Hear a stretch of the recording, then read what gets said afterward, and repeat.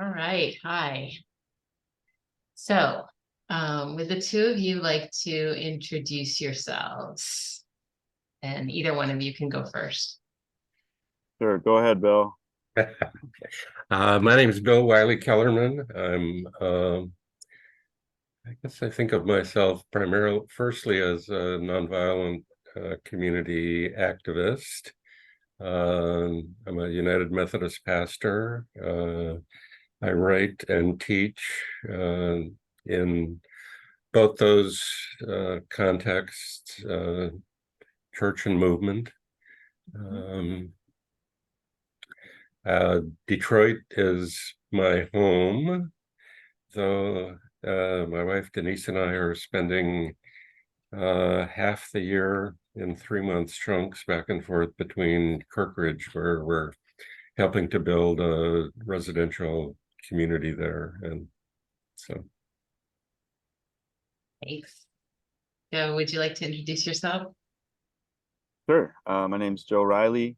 Use he, him pronouns. I live in Wawatanong in Detroit, land of the Anishinaabe. I'm Cherokee, Choctaw, Italian, and Irish. I identify as Native.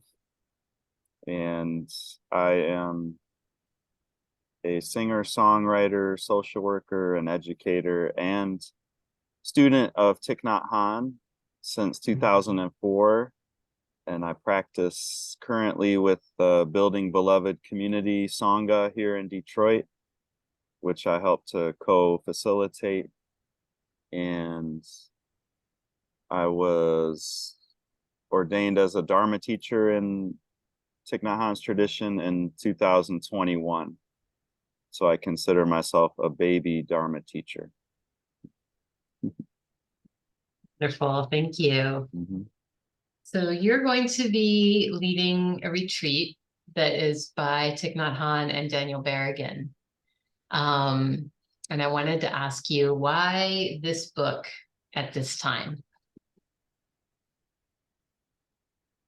Well, I think Bill should start. We did a book group in Detroit together, and it was Bill's vision and idea, and so I think the retreat kind of grew from there. And I'd love to hear more of Bill's the roots of that vision. Yeah.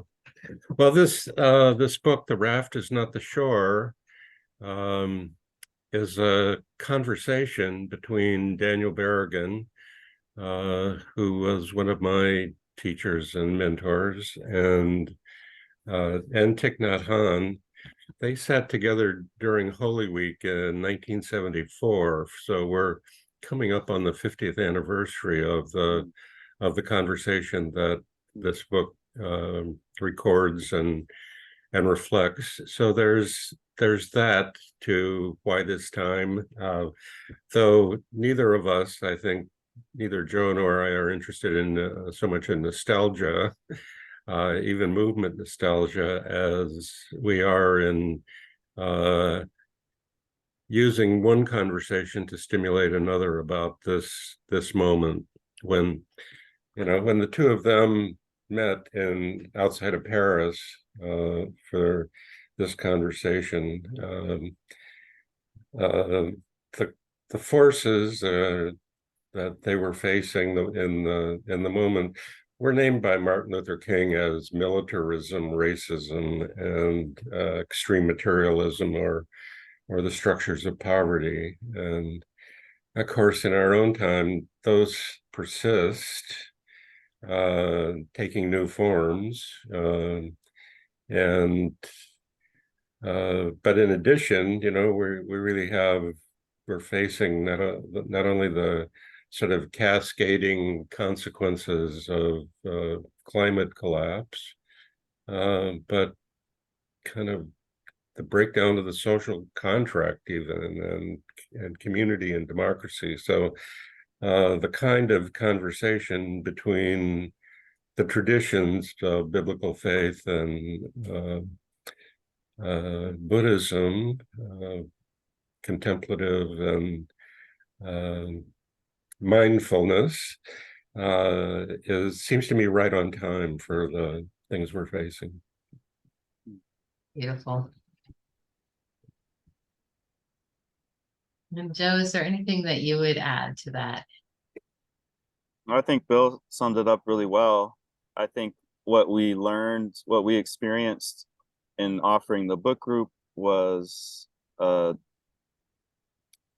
recognizing that bringing together both traditions, there's a real power in that, and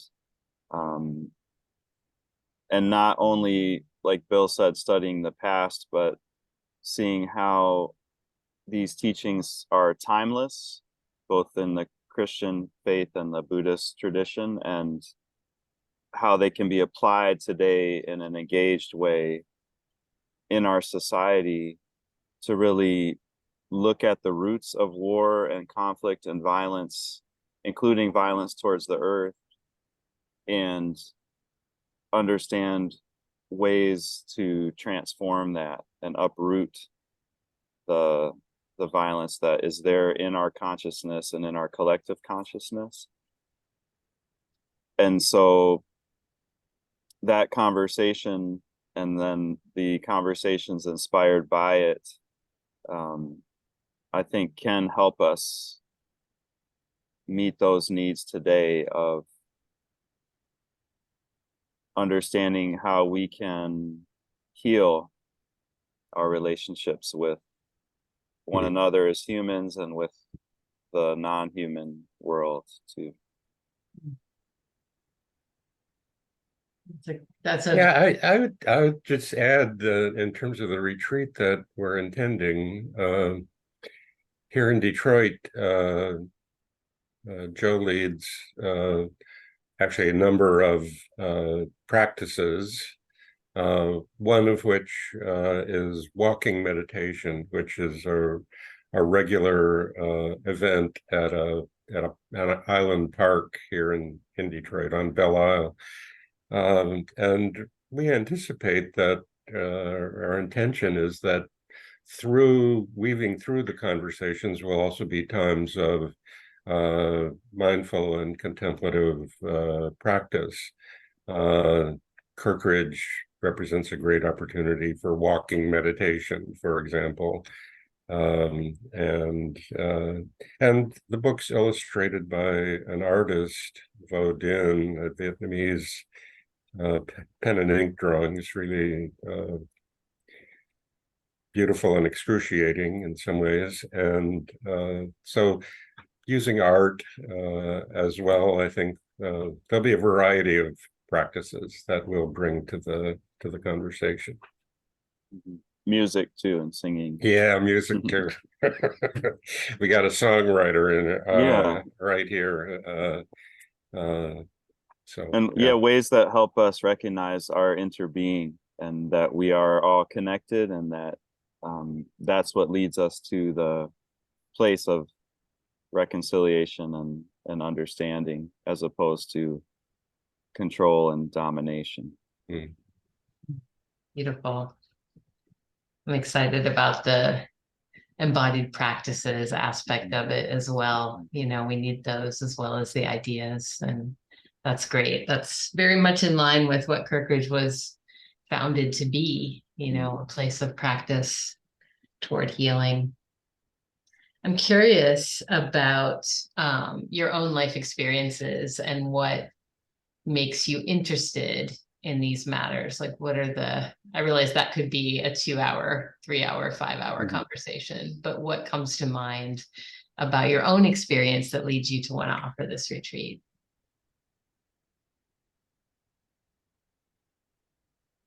You want to go first on that one, Joe? Sure. I think I encountered Thich Nhat Hanh, or his students call him Thai, which means teacher in Vietnamese. So I've encountered Thai's teachings as a young adult, right shortly after the 9/11 happened, and knowing that the response of the US government was falling way short of the potential of that moment. And so I picked up a book by Thai that my dad had called Being Peace. Showed up responding to conflict or violence. And a few years later, I had the opportunity to go to my first retreat with Ty and the Sangha at the Deer Park Monastery in California. This was in 2004. They offered a retreat for people of color, and it just made a real deep impact hearing his teachings directly and his interpretation of Buddhist teachings, but more so just the presence of the Sangha, or the community, or the beloved community of practitioners living together and practicing together in a way that really created an energy of mindfulness, of compassion. And they sang too. They sang a lot, and I was inspired to sing, and it gave me a much kind of deeper understanding of my role as a singer and a songwriter, that I can use my voice to water seeds of compassion and peace in the world and in myself. And so since then, that was 2004, I've continued to attend retreats and practice with local sanghas in the Plum Village tradition, and have then since started our own sangha here. And as Bill said, we do our walking meditations on Belle Isle, and we practice. Actually, from the book group, we started a series called Living Buddha, Living Christ, in which we shared practices from both traditions. And so it's just a big part of my life.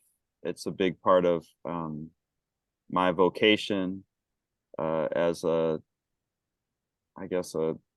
spiritual practitioner, to share what I've learned, what's helped me, and to support others on their path too. Yeah. Yeah. Mm-hmm. How about you, Bill?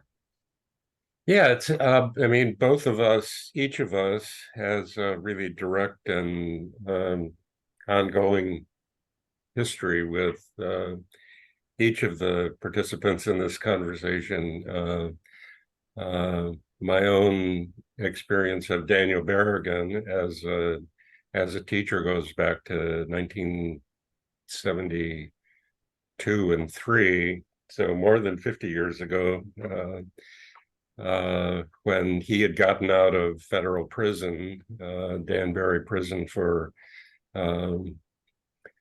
doing the Catonsville direct action burning draft files as a liturgical protest against the U.S. war in Vietnam. And he came to the seminary where I was studying at Union in New York City. And so I had been studying with him for a year, the Book of Revelation, and social historian, theologian Jacques Ellul was sort of the focus of our study. And then, and he spoke of Nhat Hanh during those classes and our time together in community. And particularly, he had introduced the precepts of Nhat Hanh's order to the prisoners in Danbury. And so he was speaking about Thich Nhat Hanh and their friendship and relationship in the course of resisting the war. In a way, it was really at Dan's hands and voice that my own call to discipleship, even I could say contemplative prayer, certainly resistance community and gospel nonviolence, all of those things really came to me most directly through his calling and voice. So my own life in these last 50 years, has reflected resistance community and liturgical direct action and jail time. And in many ways, this book is, it's kind of funny to say what drew me to the book, because I was formed by it. I was aware of their conversations, and then, eagerly awaited its publication. And my copy is tattered and well marked up. So, yeah. I love it. And I'll just say, I was really not familiar with the book until Bill brought it to my attention. So I've read plenty of books by Ty, more recent ones, but this older conversation was more introduced to me by Bill, which I really am grateful for. I love the fact that both of you were formed in certain ways by these two teachers, and this is an opportunity to be with the two of you and with the people who helped to form you. And yeah, amazing. Cool. When you imagine this retreat, who do you think would most benefit? Like, who should come to this retreat?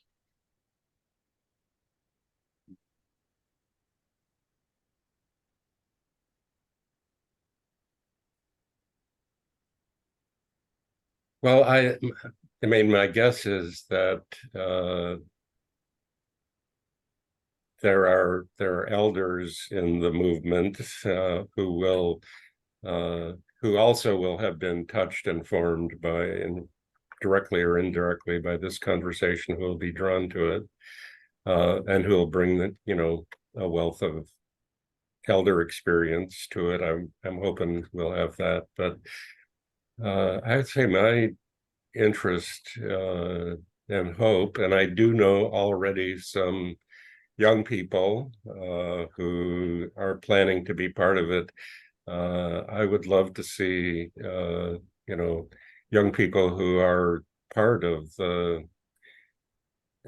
various really lively movements that are at work today, and who are reaching for and plumbing spiritual depths and resources for that kind of movement work, to bring that kind of fresh experience to a conversation that's both interfaith and intergenerational. I guess those are the intersections I'd be hoping for in a retreat like this. Yeah, I would agree to that. And also I would add multicultural, multiracial, but definitely the intergenerational piece and the interfaith piece is important. And I think that's what we have experienced here in Detroit in offering what we have around this book. And so I would hope that would extend to folks in the region and nationally who might want to attend, and even internationally. Great. Well, I'm really excited for it. I can't wait. I got my copy. So thank you both for taking the time to talk about it a little bit, and most of all for coming, and leading this for us. And I'm really looking forward to it.